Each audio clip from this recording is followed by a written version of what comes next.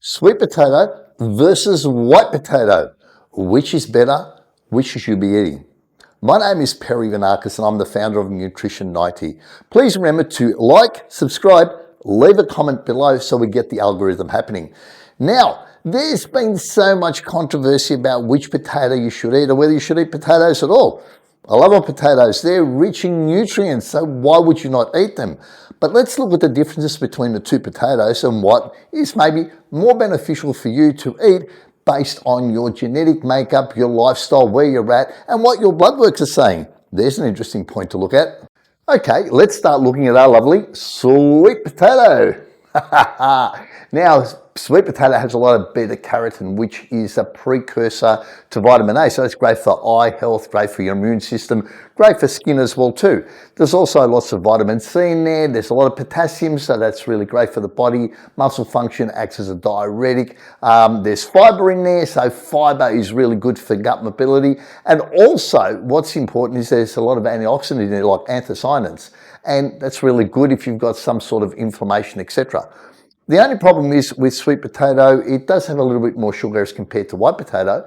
But more importantly, what we find is that some people might have like an allergic reaction to the sweet potato. They might find that the fiber and the sugar that's in there can cause some sort of gut issues there. So that's the only drawback with sweet potato.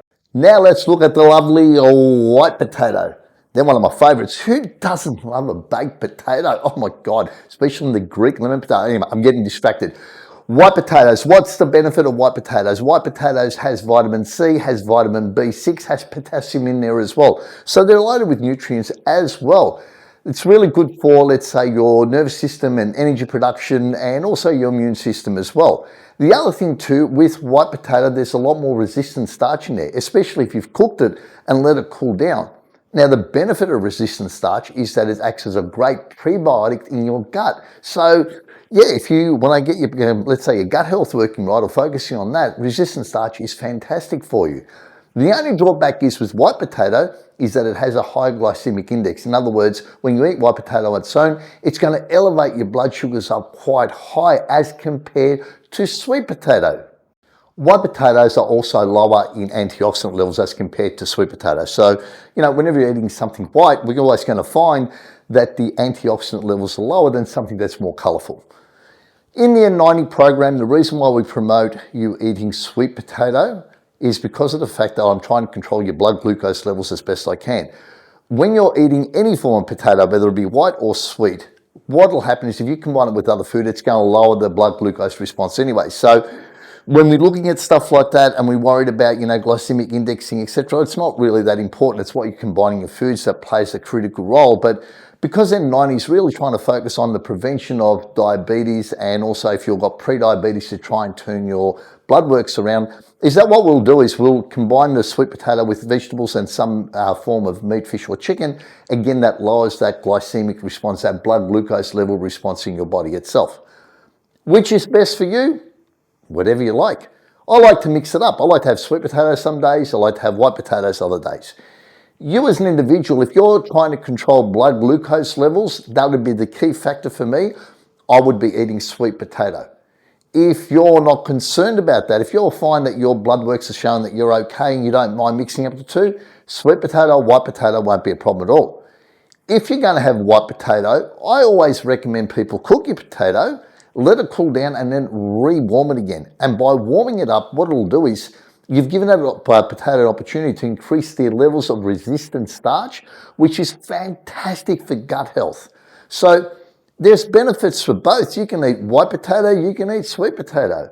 And you understand now the difference why. There's no big thing. We were so scared of eating white potato because we were told it was going to give us diabetes, make us fat, and all the thing that went on and on and on.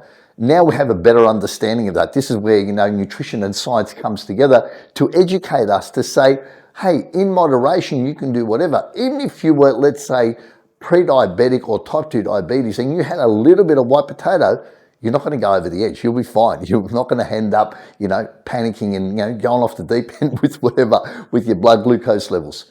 So again, the dose is what controls the poison. As we say, and the dose is what controls your blood glucose levels here as well too. So enjoy your potato, have it in there. They're cheap, they're a great source of carbohydrates, they give you plenty of energy. You know, for every 100 grams, there's about 20 grams of carbohydrates. It's just a rough figure, but it just goes to show they're energy packed, they're full of nutrients. So they've got so much goodness in there. Do not be scared to eat your potato. And yeah, look, I love potatoes, and that's why I like to promote this. And I hope this video has really educated you about the differences between sweet potato and white potato, and that you can eat whichever you like based on your genetic makeup, your blood work, and what you want to do. Enjoy. n90.com.au